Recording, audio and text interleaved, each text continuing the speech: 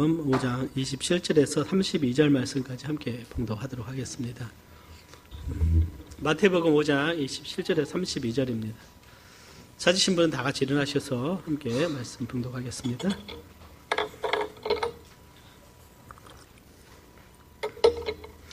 또 가늠치 말라 하였다는 것을 너희가 들었으나 너희에게 이르노니 여자를 보고 음욕을 품는 자마다 마음에 이미 가늠하였느니라. 만일 내 오른눈이 너로 실족해 하거든 빼어 내버리라. 내 백체 중 하나가 없어지고 온몸이 지옥에 던지지 않는 것이 유익하며, 또한 만일 내 오른손이 너로 실족해 하거든 찍어 내버리라. 내 백체 중 하나가 없어지고 온몸이 지옥에 던지지 않는 것이 유익하니라.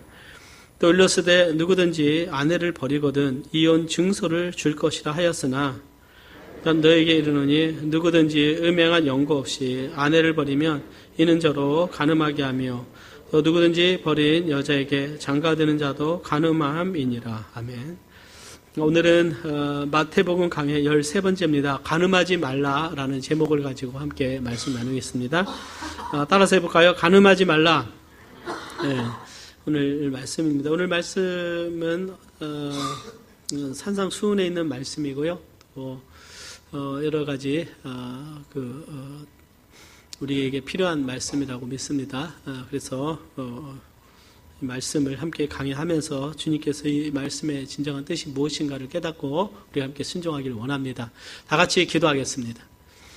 사랑과 은혜가 풍성하신 아버지 하나님 감사합니다. 주님께서 산상수훈을 통해서 우리에게 꼭 필요한 말씀들로 권면하시고 교훈하시고 책망하시는 그 은혜들을 우리가 깨닫게 됩니다. 오늘 주님 앞에 나왔습니다. 주님, 무들색에 또 힘들고 지친 또 많은 육신이 있지만 그러나 우리 영으로 샘을 얻기를 원하고 주님의 말씀으로 우리가 기뻐하기를 원합니다. 오늘 특별히 주님께 주신 그 말씀을 통해서 우리가 더욱더 세상에 깨어있게 하시고 거룩한 삶을 살게 하시고 순결한 하나님의 사람이 될 수 있도록 은혜를 베풀어 주옵소서. 감사를 주님께 돌리며 예수님의 이름으로 기도드리옵나이다. 아멘.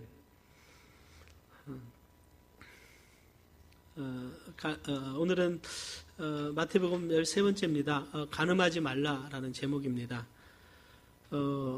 가늠은 오늘 예수님께서 산상수훈을 통해서 언급된 말씀이죠.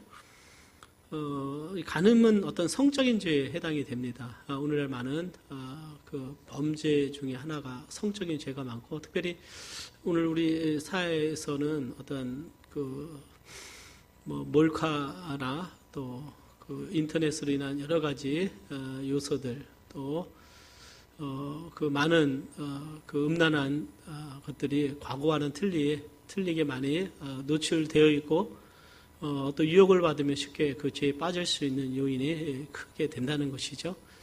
우리가 앞에 이 자리에 서로 양복을 입고 왔고, 정말 화장을 하고 왔고, 또 우리가 거룩한 모습에 왔지만, 그러나 주님 앞에 우리의 모습, 참 모습은 우리의 속사람인데요. 우리 안에 얼마만큼 정결한가, 오늘 주님 앞에 우리 자신들을 좀 내볼 수 있는 시간이라고 믿습니다. 성이라고 하는 것은 하나님께서 우리에게 주신 선물입니다. 즉 아담이 하나님께 지으셨을 때 아담이 외로워서 하나님께서 하와를 지으셔서 이 가정을 세우셨죠. 그래서 이 성이라고 하는 것은 결혼이라고 하는 남자와 여자가 만나서 결혼이라고 하는 그 테두리 안에서 사용되어지는 것이 하나님의 뜻이고, 또 우리도 그렇게 믿다고 믿습니다. 그러나 지금 교회와 또 하나님의 말씀과 사회와는 격차가 점점 멀어지고 있기 때문에 오늘날 이런 말씀을 전하는 것이 사회하고는 지금 점점 멀어지고 있는 것이죠. 굉장히 좀 어두워져 가고 있습니다. 죄라고 하는 것이, 사탄은 하나님의 선물인 어떤 성을 오염시키고 침투해서 굉장히 부패한 음욕의 대상으로 이제 만들고 있다는 것이죠. 어떻게 보면 하나님께 주신 아름다운 이 성이 부부의 울타리를 넘어서 사용되어지면 가장 부패해지고 타락하고 더러운 죄가 되는 것입니다.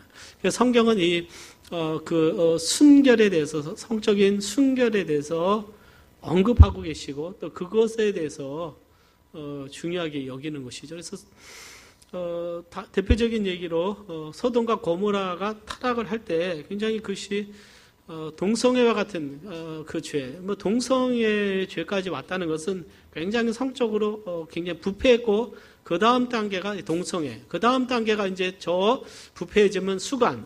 요즘은 이제 그런 얘기도 종종 나오지 않습니까? 어떤 그렇게 점점 깊어져서 죄가 굉장히 사람을 부패시키고 오염시키는 것을 보게 됩니다. 한 나라가 부강해지고 좀 부유해지면, 그 다음에 사람들이 이제 마음과 마음이 편안해지면 쾌락을 추구하게 되고, 쾌락의 중심에는 이 성적인 방종과 타락이 있습니다. 그 다음에 하나님께서 그 타락한 그 나라와 도시를 하나님께서 심판하시게 됩니다. 그리스 시대나 예수님 당시에 보면 이방 신전에는 매춘부가 있어서 여사제들이 바로 매춘부였어요. 그래서 그 우상 숭배하는 것이 꼭 가서 매춘하게 되는 어떤 그 음란의 장소가 되는 것을 우리가 보게 되죠. 그리스 시대는 운동 선수들이 운동할 때 나체로 운동을 했습니다. 그러니까 굉장히 좀 부패하고 타락했던 그런 문화들이 큰 것을 우리가 보게 되는 것이죠. 오늘날도 이 성적인 타락은 거룩한 과정과 우리 사회에 침투해서 굉장히 사람들의 생각과 마음을 오염시키고 부패하고 있고 가정을 깨트리는 요인으로 오늘 되고 있는 것을 보게 됩니다. 성적인 타락, 특별히 최근에는 이제 우리가 이슈가 되는 것이 서울의 광장에서 동성애 축제도 하게 되고 전국적으로 많이 하잖아요. 그래서 이것은 자기 결정권이다 주장을 하면서 전 세계적으로, 그러니까 미국 대사관에서는 그 무지개색 깃발을 내면 우리가 지지한다. 인본주의로 많이 흘러오죠. 그것을 반대하면 꼭 미개한 사람이라고 하는 그런 인식들로 최근에 급격하게 바뀌어버리는 거예요. 그러니까 사탄이 사람들의 마음을 이렇게 바뀌고 있는 것을 보게 됩니다. 아직까지 우리나라는 그래도 다수가 이 부분에 대해서 반대하고 있는 것은 지극히 좋은 일이라고 생각이 됩니다. 그러나 그 외에도 우리가 보게 되면 우리가 사는 세상이 결코 안전하지 않다는 것이죠. 굉장히 유혹이 많습니다. 어딜 가든지 유혹이 많아서 굉장히 탈선이 많이 있는 것을 우리가 보게 돼요. 이런 시대에 오늘 우리 그리스도인들이 깨어 있어야 되고 거룩함을 지켜야 되고 우리가 순결을 지키는 그런 믿음의 삶이 돼야 될 줄 믿습니다. 특히 우리 학생들 또 청년들이 있고 또 우리 장년 주부도 마찬가지입니다. 오늘날 우리가 노출된 이런 시대에 살기 때문에 굉장히 유혹이 많아서 잠시 시험이 찾아와서 유혹에 빠지면 언제든지 죄에 빠질 수 있는 것이죠. 그러니까 주님께서 오늘 이 말씀을 통해서 간음에 대해서 말씀을 하고 있는 것입니다. 첫 번째 주님은요, 간음의 기준을 어디에 두시냐면 간음의 기준을 마음에 두셨어요. 어디에 두셨다고요? 마음에 두셨습니다. 마음에. 또 간음치 말라 하였다는 것을 너희가 들었으나 나는 너희에게 이르노니 여자를 보고 음욕을 품는 자마다 마음에 이미 간음하였느니라, 이런 말씀을 하셔요. 10계명의 7계명이 간음하지 말라입니다. 따라서 하지 말까요? 따라서 합니다. 간음하지 말라. 간음치 말라죠. 6계명은 뭐라고 했어요? 살인치 말라. 그래서 지난주에 우리가 그 말씀 나눴습니다. 노하지 말라 말씀했죠.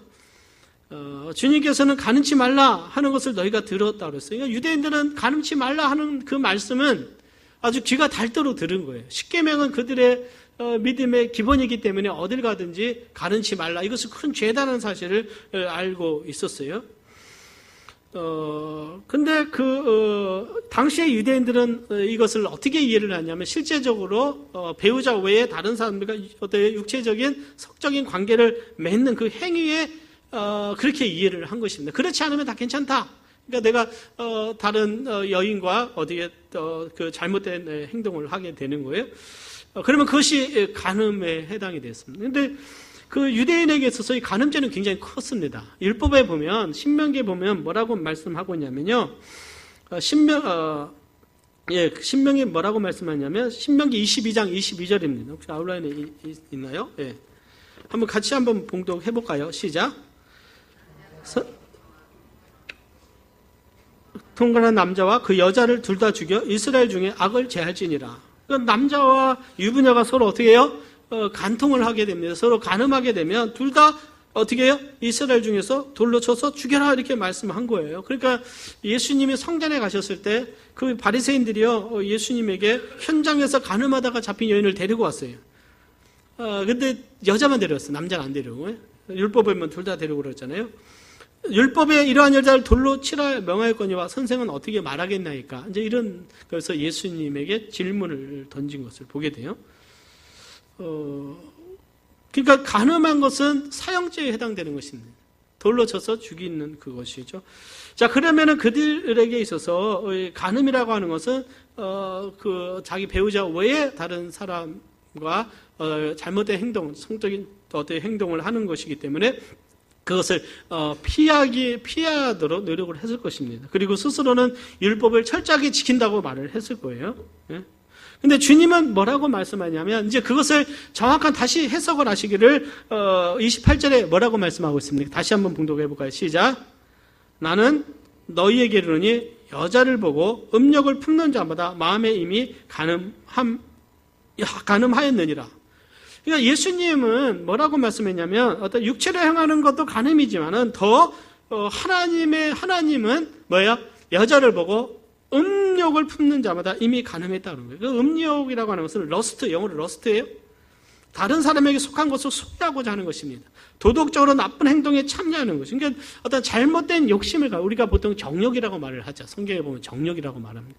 그러니까 잘못된 우리 안에 잘못된 뭐예요? 그런 어떤 그 욕구가 일어날 때 그것을 절제하지 못하고 소유하고자 하는 것이. 내가 잘못된 욕구가 일어날 수 있어요. 남이 좋은 어떻게 해요? 그 물건을 가져가면 가서 내가 훔쳐야 되겠다 하면 그 잘못된 욕구입니까? 좋은 욕구입니까?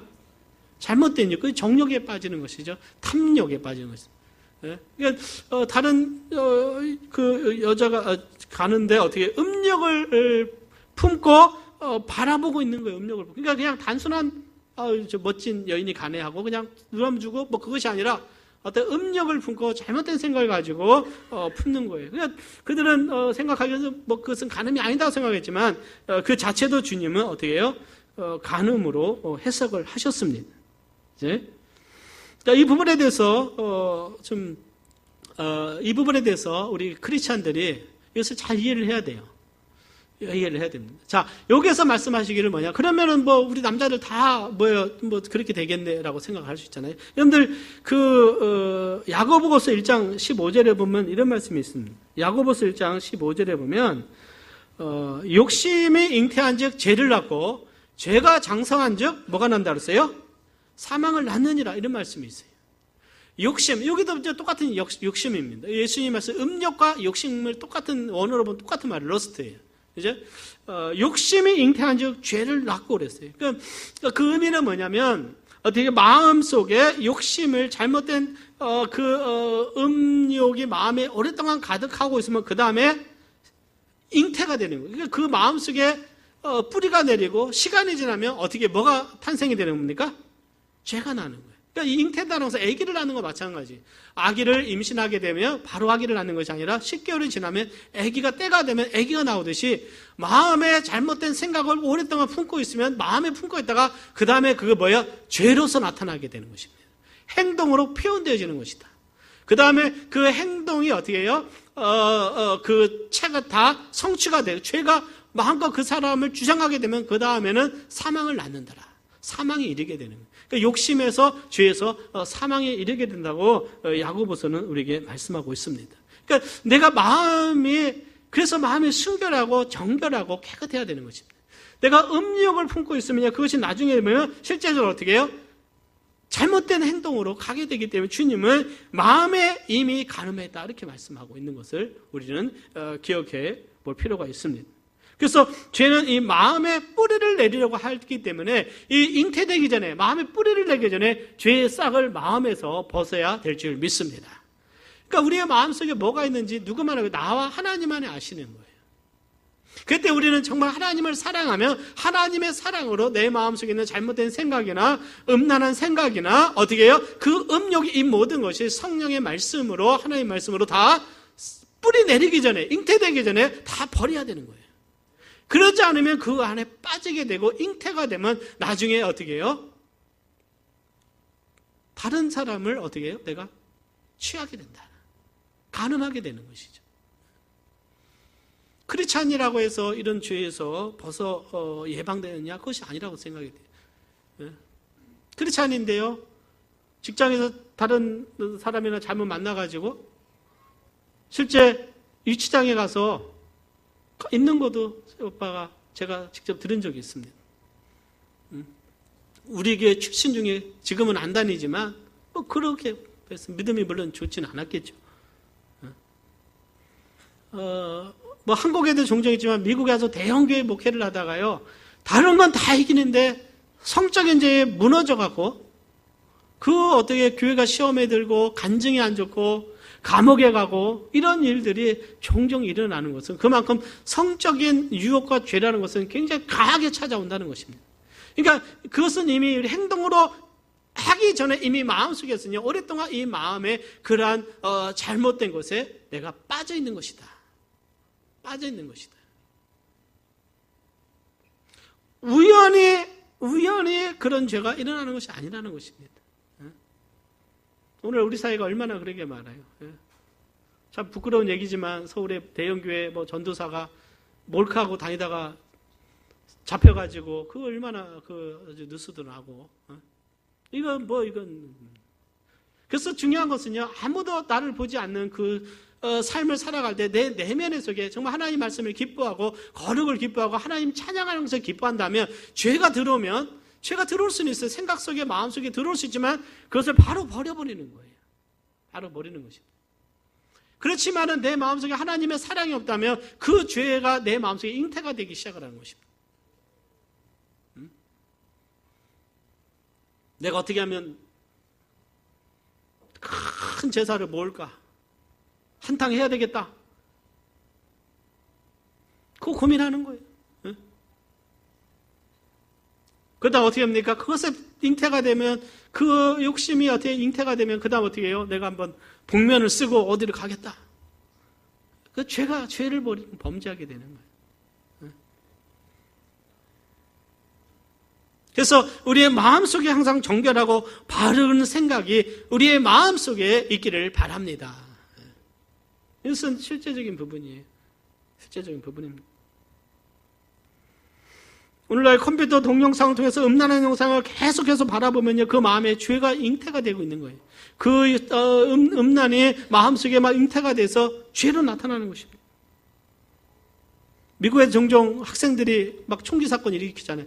대부분 거의 100%가 집에 가보면 게임에 막 폭력 게임이나 총기 게임이나 다 노출되어 있고 그런 영화 강의고 막 거기에 노출되어 있어가지고 이게 현실인지 꿈인지 분반을 못한다고 그러지 않습니까? 이미 생각 속에는, 마음 속에는 이미 그 죄가 잉태가 돼서 이제는 아기가 출생하듯이 죄가 출생하기만 그거를 기다리고 있는 거예요. 마음에 있는 것이 입으로 나오고 행동으로 나타나는 것입니다. 그래서 내가 어떤 말을 하느냐는 내가 마음속에 뭐가 있느냐를 보여주는 거예요. 이제 주님께서 사람이 더럽게 되는 것은 입으로 먹는 것이 아니라 입에서 나오는 것이다. 그러니까 내가 어떤 말을 하느냐, 이것이 내가 거룩한 사람이냐, 내가 부패한 사람이냐, 내가 어떤 말을 하고 있느냐를 내 자신을 돌아봐야 돼요. 그래서 우리 크리스찬들은요, 어떤 상황 속에서도 어떻게 음란한 말이나 부패한 말이나 이것을 하면 안 되는 것입니다. 주님은 그렇기 때문에 성적인 욕심을 가지고 여자를 계속적으로 바라보는 그 사람 이미 마음속에 이미 가늠했다, 이렇게 주님께서 말씀을 하셨어요. 이 말씀을 하실 있는 분이 누굽니까? 예수님밖에 없어요. 예수님밖에 없어요. 그리고 말씀 보니까요, 여자를 보고 음욕을 품는 자, 남자를 보고 음욕을 품다고 하죠. 남자가 이런 죄에 빠질 가능성이 훨씬 큰 거, 실제 우리 사회에 보면 그런 일들이 더 많이 일어나고 있죠. 그래서 다윗은 이런 고백을 합니다. 시편 51편 10절 말씀을 통해서요. 시편 51편입니다. 같이 봉독합니다. 시작. 하나님이여, 내 속에 정한 마음을 창조하시고 내 안에 정직한 영을 새롭게 하소서. 참 저는 이 말씀을 참 좋아합니다.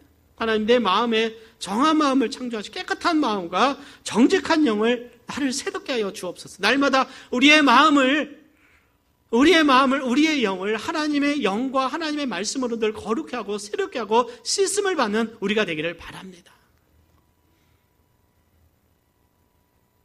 내가 어제 본 드라마 속에 내 생각 속에 이거 침투할 수가 있고요. 내가 본 영화 중에 뭔가 잘못된 생각이 들어올 수 있어요. 그때마다 항상 우리의 마음속에 하나님의 은혜로 말미암아 새로워지는 역사가 있기를 바랍니다. 그래서 주의 임재 가운데 살아가야 돼요. 주의 은혜 가운데 살아가야 됩니다. 우리는요, 섰다 하면 넘어질까 조심해야 돼요. 왜요? 우리는 항상 연약한 존재이기 때문에 그렇습니다. 성경에 보면 믿음의 그 명장들도 그 순간적인 유혹을 못 이겨서 넘어지는 경우가 얼마나 많은가 오늘 우리는 돌아보기를 원합니다. 그래서 주님은 그 간음의 죄가 얼마만큼 크냐, 간음은 지옥에 가는 죄라고 주님께서 말씀을 하셨습니다. 우리 29절에서 39절 같이 봉독합니다. 시작. 만일 내 오른손이 너로 실족해 하거든 빼어내버리라. 내 백체 중 하나가 없어지고 온몸이 지옥에 던지지 않는 것이 유익하며, 또한 만일 내 오른손이 너로 실족해 하거든 찍어내버리라. 내 백체 중 하나가 없어지고 온몸이 지옥에 던지지 않는 것이 유익하니라 그랬어요. 간음의 죄의 결과는 지옥이라고 그랬어요. 지옥은 불과 유황으로 타는 못입니다. 영원히 고통당하는 것입니다. 여러분들 보세요. 그 당시에 바리새인들이나 유대인들은 율법에 대해서 자기들은 지켜고 완벽하다고 생각했어요. 나는 율법을 다 지켰으니 이제 난 뭐 하면 됩니까? 어디 주님께 자신 있게 와서 말하는 사람이 있었어요. 그러나 그들을 알지 못했던 하나님은 그 마음을 보신다는 거예요. 나는 간음하지 않았습니다라고 말하지만 주님은 내 마음에 이미 여자를 보고 음력을 가지고 여자를 바라보면 그 자체가 간음한 것이다. 그러니까 이미 죄를 범한 거예요? 죄를 범하지 않은 것입니까? 이미 죄를 범한 거예요. 죄를 범한 거예요. 육신을 가지고 살아가기 때문에 범한 것입니다. 아무도 우리 스스로 구원할 수 있는 사람 아무도 없는 것입니다. 그래서 내 노력으로 내 열심히 신앙생활해서 내 의를 가지고 천국에 간다고 하는 그 생각은 천국에 이르지 못하고 지옥불에 떨어지는 길이라고 우리가 믿습니다. 내가 남들보다 더 기도하고 남들보다 더 많이 헌금하고 남들보다 더 전도하고 내가 열심히 더 하고 있는데 이 정도면 하나님 나 천국에 보내주시지 않을까요? 뭐 이렇게 생각하는 우리 사람들이 있을 수는 있어요. 저는 거짓말도 하지 않았고 욕도 하지 않았어요. 그럼 마음은 어떠냐? 마음이 심히 부패했다. 심히 부패했다는 거예요. 오죽했으면 주님께서 말씀하셔서 네 오른 눈이 이쪽이죠. 오른 눈이 범죄하거든 이것을 어떻게 해라? 빼어내버리라. 그래서 눈 하나 없이 천국 가는 것이 두 눈 가지고 지옥에 가는 것보다 낫다. 동의하십니까? 오른손이 범죄하거든 자르라. 팔이 없이 천국 가는 것이 온몸이 지옥 가는 것보다 낫다. 주님 말씀하시는 거예요. 근데 산악사고를 종종 당하잖아요. 해외 토픽 보면 산악에서 어떻게 추락해서 바위에 팔이 껴서 못 나와요. 아무래도 2, 3일에도 안 나와요. 그래서 이제 살기 위해서 여기서 죽겠구나. 그러면 나오는 경우가 있는데요. 칼로 손을 그 팔을 커터칼로 잘라갖고 막 나오는 경우도 있어요. 내가 죽느냐 사느냐에서 차라리 팔이 없어도 그냥 사는 것이 낫다. 그런데 그 당뇨가 있었어요. 심하게 나고 발이 썩어 들어가잖아요. 그러면 그 지체할 시간이 없습니다. 의사들은 가로 가면요. 지금 절단하지 않으면 당신은 죽습니다. 선택하게 하죠. 조금만 더 참아보세요. 조금만 더 참아보세요. 고민하고 있다가요. 그냥 온몸이 다 괴사가 일어나는 경우가 있습니다. 주님은 차라리 온몸이 천국 가는 것이 낫다. 자, 이게 실제적으로 주님 말씀하시는 건 손을 자르라, 팔을 자르라 그 말씀이 아닌 것이. 우리가 말씀하는 것 주님은요, 눈은 마음을 통하는 문입니다. 마음에 음욕을 품는데요, 뭐를 통해서 보냐? 눈을 통해서 본다. 눈을 통해서. 그래서 눈을 주의하라 말씀하고 있는 거예요. 눈을. 보는 것을 주의하라 말씀하고 있는 것입니다. 성경에 보면 창세기 39장 7절에 보면 요셉에 대해서 나옵니다. 자, 요셉이 열심히 어떻게 해요? 그가 성실하게 일하는데 보디발의 아내가 별로 할 일도 없어요. 그냥 무료합니다. 그 다음에 요셉을 보니까 참 잘생겼어요. 성경에 보면 그 후에 그 주인의 처가 요셉에 대해 눈짓하다가 영어로 보니까요, 눈짓하다 동침하기를 청한이라고 그러는데, 영어로 보니까, 여기 영어로 제가 써놨습니다. His master's wife looked with desire. desire는 어떤 욕구를 가지고, 그냥 보는 거, 그냥 바라보는 것이 아니라, 욕망을 가지고 막 바라보는 거예요, 요셉을 보면서. 눈빛이 심상치 않은 거예요, 막. 예? 그 다음에서 뭐라 그래요? 나와 같이 동침하자. 이렇게 유혹을 했다는 것입니다. 그러니까 먼저, 어떻게 해요? 안목의 정력으로 바라보았습니다. 사랑하는 여러분, 우리가 무엇을 보는지 주의해야 될 줄 믿습니다. 예? 주의해야 되는 거예요. 다윗이 어느 날 어떻게 그가 왕이 됐습니다. 그리고 어떻게 이제 무료합니다. 그 지붕을 거닐어요. 그 이스라엘은 지붕은 평평합니다. 지붕에 거닐고 왕궁이 높은 데 있다 보니까 아래쪽에 어떻게 해요? 뭐 집들이 보입니다. 뭐 거기 창문이 별로 없었겠죠. 이렇게 보니까 한 여인이 목욕을 하고 있어요. 심히 아름다워 보이는지라. 그리고 어떻게 해요? 그 바라보지 말아야 될 것을 바라봤습니다. 그리고 그를 어떻게 하다가 그런 범죄하게 되죠. 많은 고통의 그 결과로 백성들과 다윗과 그 가문의 엄청난 고통을 가져오게 되고 하나님의 심판을 가져오는 것들을 우리가 보게 되는 것이죠. 그래서 주님은 눈이 범죄하거든 눈을 빼어버리고 온몸이 지옥에 떨어지지 않는 것이 낫다. 그만큼 그 간음으로 인한 그 죄의 형벌이 너무나 크다는 것을 말씀하고 있는 것입니다.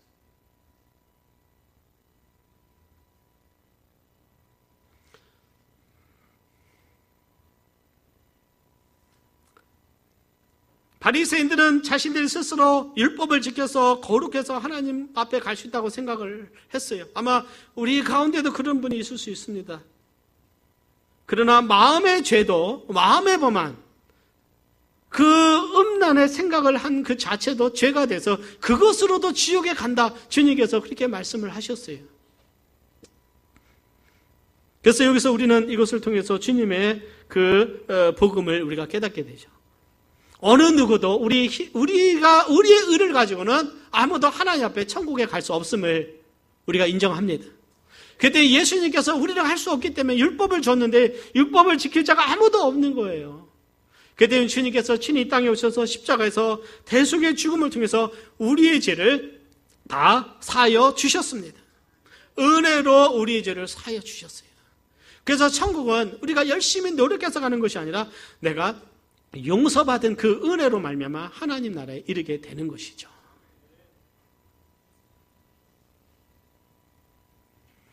그래서 베드로전서 1장 18절 19절에 보면 우리 같이 봉독해 볼까요? 시작. 너희가 알거니와 너희 조상의 유전한 망령된 행실에서 구속된 것은 은이나 금같이 없어질 것으로 한 것이 아니요 오직 흠없고 점없는 어린 양 같은 그리스도의 보배로운 피로 한 것이니라. 예수님의 피로 정결함을 받고 씻음 받은 자가 죄사함 받고 하나님의 영원한 자녀로 살아가는 줄 믿습니다. 지옥은 실제적인 것이고 예수님은 지옥에 대해서 말씀하셨어요. 지난번에도 어떻게 형제에 대해서 미련한 놈이라는 자는 지옥불에 들어가게 되리라. 지옥이 얼마나 무섭고 불타는 곳인지는 그들이 알았어요. 왜 그랬을까요? 지난 말씀에 흰놈의 걸작에서 항상 불이 타고 있었잖아요. 그것은 바로 멸망할 그 요한계시록에 나온 마지막 하나님의 심판에 그 임박한 하나님의 심판이 얼마나 무서운가를 보여주고 있고 조금이라도 그 마음에 범한 죄까지도 하나님이 다 심판하신다는 사실을 우리는 알아야 될 것입니다. 그리고 마음에 음욕을 품고 여자를 바라볼 때 그 자체가 이미 가늠했다는 사실을 깨달으면서 우리는 하나님 앞에서 우리의 마음을 정결하고 깨끗하게 할 수 있는 오늘 우리가 되기를 바랍니다. 그럼 어떻게 우리는 우리 자신을 지킬 것이냐? 우리의 눈과 마음과 생각을 어떻게 지킬 것인가? 우리의 육신으로는 할 수 없어요. 성령의 인도함을 받아야 될 줄 믿습니다. 성령의 인도함을 받아야 되는 거예요. 갈라디아서 5장 16절 17절 우리 같이 한번 봉독합니다. 시작. 내가 이르노니 성령을 쫓아 행하라.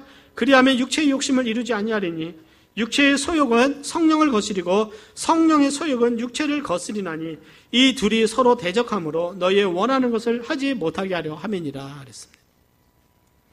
우리가 육체의 욕심을 이루게 되면 육체의 만족을 위해서 살아가는, 그래서 세상의 죄악으로, 세상의 쾌락으로 내 마음을 채우려고 할 때 점점 죄에 빠지게 될 것입니다.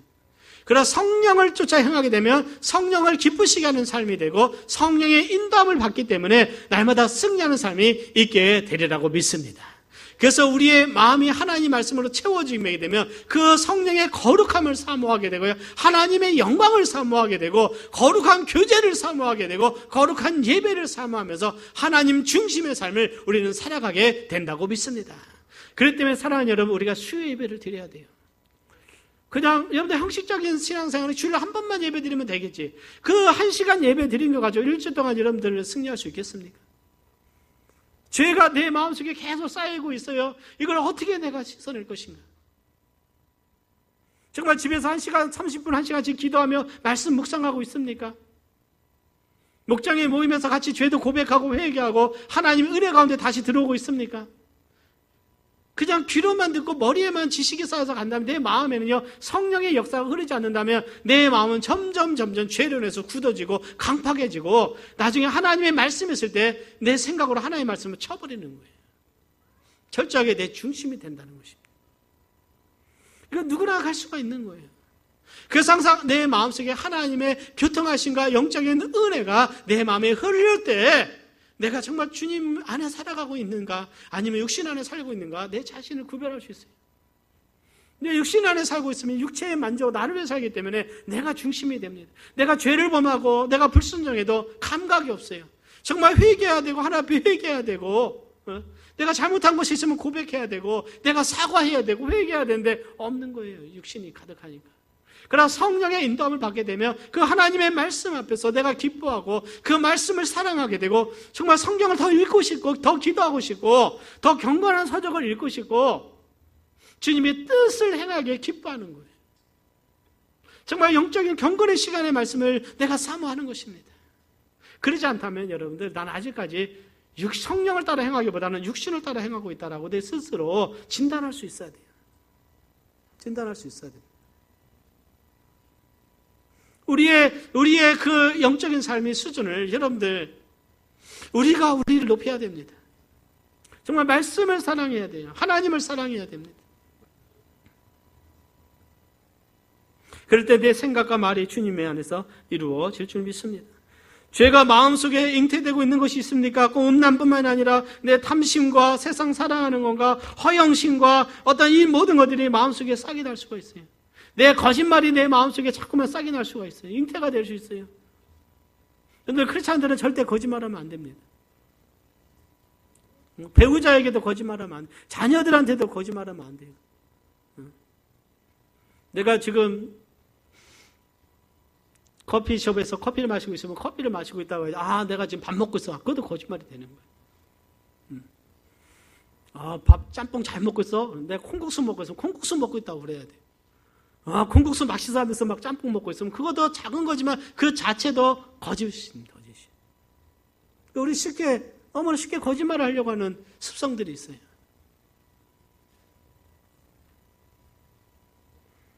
우리 자녀들도 항상 부모님 앞에서 항상 정직해야 됩니다. 선생님 앞에서나 교회에서 우리가 정직해야 됩니다. 에베소서 5장 3절에 보면요, 음행과 온것 더러운 것과 탐욕은 너희 중에서 그 이름이라도 부르지 말라. 이는 성도의 마땅한 반이라. 이런 말씀을 우리에게 주고 계십니다. 음행과 온갖 더러운 것과 탐욕은 너희 중에서 그 이름이라도 부르지 말라. 세상 사람들을 모이면 음행과 어떤 더러운 말이 많아요. 성적인 농담과 그런 것들이요 많이 있습니다. 물론 우리는 주님 안에 있기 때문에 그것을 잘 접촉하지 않겠지만 세상은 그것이 너무나 많이 있는 거예요. 우리가 잘 알지 않습니까? 최근에 정치인의 그 탈선, 또 연예계의 탈선, 많은 것들이 지금 막 그것이 그냥 국민들에게 많은 실망을 주고 누군가에는 큰 상처와 아픔을 주고 있을 때 우리는 쉽게 돌을 던지만, 그러나 우리는 주님 말씀대로 마음에 잘못된 생각을 가지고 내가 잘못된 마음이 내 마음속에 있다면 우리는 마음속으로서부터 이미 회개해야 될 줄 믿습니다. 마음의 회개. 세 번째, 주님은 결혼의 언약을 굳게 지키기를 원하십니다. 이 부분이 참 쉬운 말씀은 아니에요. 갑자기 이 간음치 말로 하면서 갑자기 이혼 문제가 나옵니다.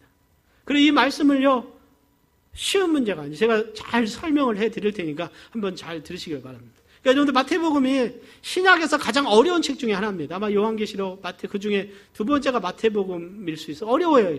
여러분들 이 말씀을 정말 깊은 주님의 말씀을 이해를 한다면 굉장히 축복이 되실 거예요. 31절에 보면 또 일러스되 누구든지 아내를 버리거든 이혼 증서를 줄 것으로 하였으나 나는 너에게 이르노니 누구든지 음행한 연고 없이 아내를 버리면 이는 저로 간음하게 하며 또 누구든지 버린 여자에게 장가드는 자도 간음함이니라. 이런 말씀 주셨어요. 자, 주님은 당시에 그 당시에 사회에 일어나는 그 어떤 그 풍습, 그들의 어떤 삶에 대해서 주님이 강하게 책망하고 있다는 사실 우리는 먼저 기억을 해야 됩니다. 함부로 남자들이 어디 여자들을, 즉 아내를 버리는 일이 많이 있었어요. 왜 그런 여자 설명을 해드리겠습니다. 당시에 유대인들은요, 아내와 이혼하는 과정 속에서 이혼 증서를 주고 아내를 내보냈습니다. 이혼 증서. 지금처럼 법에 같이 재판하고 그 정도가 아니죠. 그 당시만 해도 굉장히 여성들의 그 존중감이 굉장히 떨어져 있었어요. 사회에서 그렇게 별로 인정을 하지 않는. 그러니까 마음대로 여자 아내를 그냥 버리는 거죠, 버리는. 근데 그 배경이 신명기 24장에 있습니다. 신명기 24장에 보면 한번 1절, 2절에 한번 이렇게 보겠습니다. 같이 한번 읽어보겠습니다. 시작.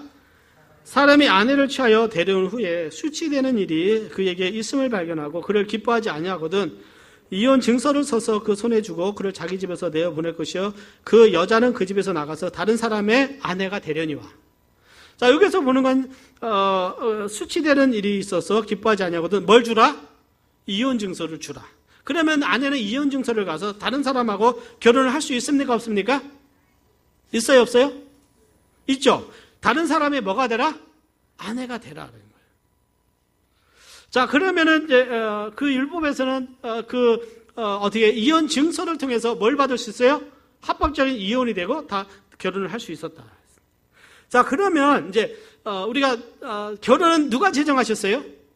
하나님께서 제정하셨습니다. 마태복음 19장에 보면 이 이혼의 문제를 주님이 더 많이 가르쳐 주십니다. 이제 다음에 가게 되면 더 말씀하실 텐데요. 주님은, 그러니까 바리새인들이 예수님께 와서 묻습니다. 사람이 아무 연고를 물러나고 그 아내를 내어버리는 것이 옳으니까. 자, 그들의 표현은 아내를 버리는 것이 옳으니까를 말해요. 그러니까 주님이 이런 말씀을 하셨습니다. 사람이 그 부모를 떠나, 우리 19장 5절 6절 마태복음 19장 같이 읽어봅니다. 시작. 사람이 그 부모를 떠나서 아내에게 합하여 그들이 한 몸이 될지니라 하신 것을 읽지 못하였느냐? 이러한 즉 둘이 아니요 한 몸이니 그러므로 하나님이 짝지어 주신 것을 사람이 나누지 못할지니라. 자, 하나님이 짝지어 주신 한 몸을 사람이 나눌 수 있어요, 없어요? 없어요. 사람은 원래 할 수 없어요. 자, 그런데 이제 문제는 뭐냐면 그랬던 묻습니다. 그러니까 원래 이혼은 하나님의 뜻이 아니죠. 여러분들 우리가 정말 언약을 지켜서 주님 오신 날까지 또 주님 부르신 날까지 함께 사는 것이 원래 하나님의 뜻인 줄 믿으시면 아멘 하시기를 바랍니다. 네. 아멘이 약하셨어요. 아멘 하시기를 바랍니다. 네. 같이 안 살고 싶으세요? 같이 살아야 돼요. 그런데 그들이 그럼 어찌하여 모세는 이혼 증서를 주라고 했습니까? 즉 율법에 보면 이혼 증서를 줘서 아내를 보내라고 말했습니까? 그거 다시 결혼하겠습니까? 그랬더니 주님 뭐라고 말씀하냐면 너희의 완악함으로 인해서 아내 내어보냄을 허락하지만 본래는 그렇지 않다는 거예요. 그러니까 사람들이 죄가 많아서 어떻게 해요? 정말 많으니까 하나님 어쩔 수 없이 허용을 해줬다. 그러니까 율법에 그것을 허용을 해준 겁니까? 안 해준 거예요? 허용을 해준 것이죠. 허용을 해준 것이다. 그런데 문제는 뭐냐면 그 예수님 당시에요. 여기 보니까 율법에 보면 신명기에 보면 수치되는 일이 있고 그를 기뻐하지 아니하거든. 자, 이게 모호하게 되어 있는 거예요. 그냥 그것을 해석도 마음대로 해서 그 당시에 바리새인파에 힐렐 학파가 있었습니다. 그러니까 바리새인의 주 학파가 있었는데요. 이 힐렐 학파가 사도 바울의 학파 출신이 가말리엘 문화 할아버지입니다. 자, 그러면은 사람들한테 그러면 무엇이 수치되는 일이고 무엇이 기뻐하지 않는 일입니까? 자, 내가 가르치 네 가지를 말해요. 첫째, 이 이유가 황당한 거예요. 그러니까 남자 주의로 만들. 첫째, 아내가 알지 못하는 남자와 말할 때, 다른 남자 말하고 일로 와. 이혼증 써서 이혼. 자, 이것이 맞습니까? 안 맞습니까? 안 맞는 거예요. 안 맞는 거예요. 그러니까 그들이 수치되는 일을 그렇게 해석해 버려요. 두 번째, 음식을 태울 때 어떻게 하다가 어떻게 해요? 아기가 울어서 음식을 했는데 아기를 보다가 음식 탈 수 있잖아요. 아이고, 내가 했어야 돼. 그래야 되는데 음식 태워서. 세 번째, 남편이 개에 물렸는데 즉각 치료해 주지 않을 때. 개에 물렸는데 아내가 와서 막 즉각 치료해 주지 않을 때. 네 번째, 다른 아내보다 매력이 없다고 느껴질 때. 이게 뭐냐면 그를 기뻐하지 아니하거든. 이렇게 다른 데로 해서. 그러니까는 이게 통용이 되니까 그냥 막 내보내는 거예요. 보니까 다른 사람이 더 좋아 보여요. 이유가 돼. 밥 태웠지, 나가. 그러면 나가는 거예요. 특별히 또 배후에는 아내가 올 때 지참금을 가져왔어요. 지참금을 착복하고 그냥 내보내려고 하는 거예요. 그러니까 그 사회, 부패한 사회이기 때문에 그런 일들이 막 통용되는데 주님이 너희들은 간음하고 있다 그래요. 그리고 주님이 한 가지만 정했어요. 그게 뭡니까? 음행한 영구 외에는 아들을 내보내는 그것은 뭐 하는 것이다? 간음하는 것이다. 간음하게 하는 것이다. 응? 음행한 영구에. 그러니까 뭐 밥을 태워서도 안 되고, 다른 사람하고 뭐 말하고 있다고 해서도 안 되고. 그러니까 그 당시에 이 바리새인들이 얼마만큼 권위주의적이고 잘못된 것인가. 그러니까 예수님하고 바리새인하고 부딪혔던 거예요. 바리새인. 가말리엘이 이 힐렐의 손자였어요. 그 당시에 아주 8,000명의 바리새인이. 그게 쫙 가리키니까 통용되는 거, 사회적으로. 그러니까 주님은 그걸 바로 잡으시는 거예요. 음행한 연고 없이는, 아내를 내버리면 하나님 보시기에 밥을 태우다 나가면 하나님은 허락하지 않은 이혼인 거예요. 그러니까 밥을 태우다가 나갔어요. 이혼 증서를 가져가 다른 사람과 결혼하겠습니까? 안 하겠습니까? 하겠어요? 안 하겠어요? 해야죠. 왜요? 정말 힘들잖아요. 그 당시에도. 그러니까 결혼하게 되면 그 다음에 어떻게 됩니까? 이것이 막 가정이 무너지게 되고 어떻게 해요? 또 막 되는 거예요. 그래서 주님은 음행한 연고 없이 아내를 내어버리고 다른 데 장가드는 자도 간음한다 이렇게 말씀하고 있는 거예요. 내가 마음에 들지 않는다고 내보내고 다른 여자를 취한다는 거예요. 자, 그들은 율법을 지킨다고 말해서 간음치 말라. 6계명에 7계명에 간음치 말라. 이 말씀이 그들의 뭐가 되는 겁니까?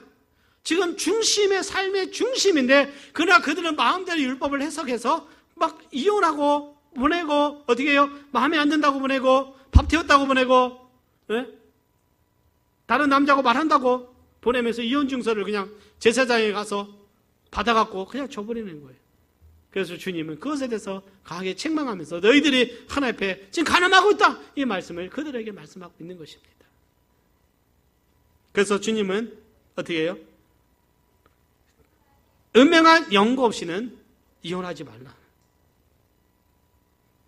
그것은 다 하나님 앞에 죄가 된다 이렇게 말씀을 하고 있습니다. 다른 여러분, 그러나 우리는 기억해야 될 것은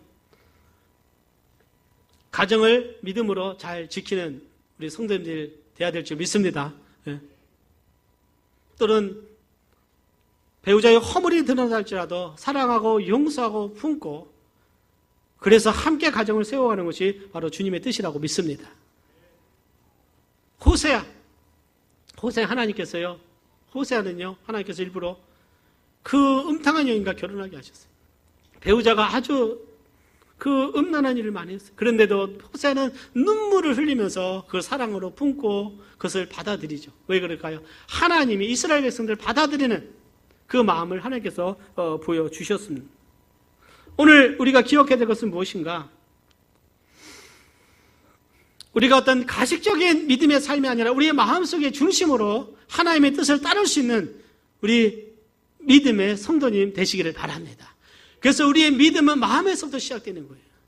행위로 시작되는 것이 아니라 마음에 시작돼서 마음으로 하나님을 사랑하고 내 아내를 사랑하고 내 자녀를 사랑하고 우리 지체들을 사랑하고 마음으로부터 거룩함이 있는 거예요.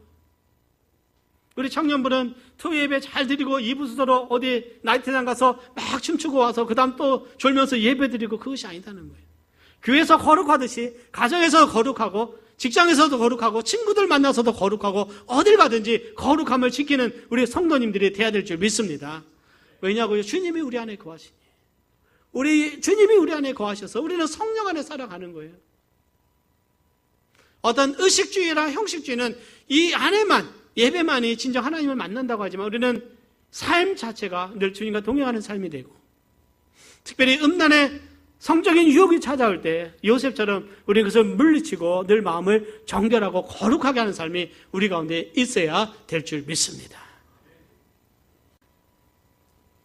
우리 청년들도 정말 어떻게 해요? 결혼 때까지는 잘 순결을 지켜야 돼요. 아멘. 지켜야 돼요. 그래서 하나님의 뜻을 이루어갈 수 있는 오늘 우리가 되기를 바랍니다. 우리 함께 기도하겠습니다.